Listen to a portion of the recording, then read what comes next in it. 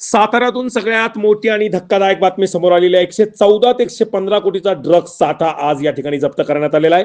संपूर्ण सातारा जिल्हा हादरून टाकणारा ड्रग्ज कारवाई समोर आली आहे. साताऱ्यातील जावळी तालुक्यातील सावरी गावात मुंबई क्राईम ब्रँच यांनी टाकलेला हा छापा म्हणजेच ड्रग्ज माफियांवर थेट घाव आहे. एका शेडमध्ये एमडी ड्रग्ज तयार होत असल्याची प्राथमिक माहिती समोर आल्यानंतर थेट धाडसत्र सुरू झालं.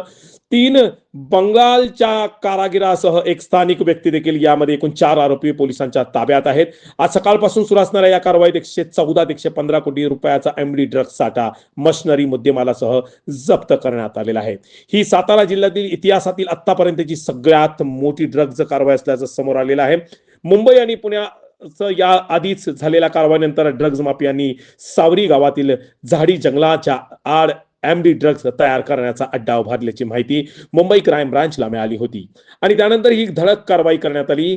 4ही आरोपींना आता मुंबईच्या दिशेने रवा करण्यात आल्याचं दृश्य आपण या ठिकाणी या व्हिडिओमध्ये पाहतोय.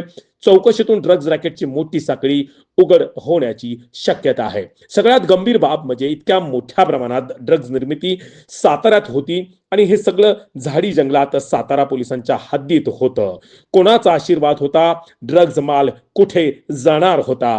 राज्यातील कोणकोणती नावे आता समोर येणार आहेत? या कारवाईमुळे संपूर्ण सातारा जिल्ह्यासह राज्यभर खळबळ उडाली आहे. आणखीन आरोपी सापडणार का? या ड्रग्ज रॅकेटचे मोठे मासे जाळ्यात अडकणार का? असे अनेक सवाल या निमित्ताने समोर येत आहेत.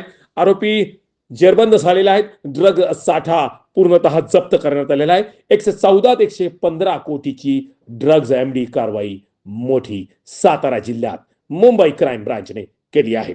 तरुण भारत ऑनलाईन साठी सातारा.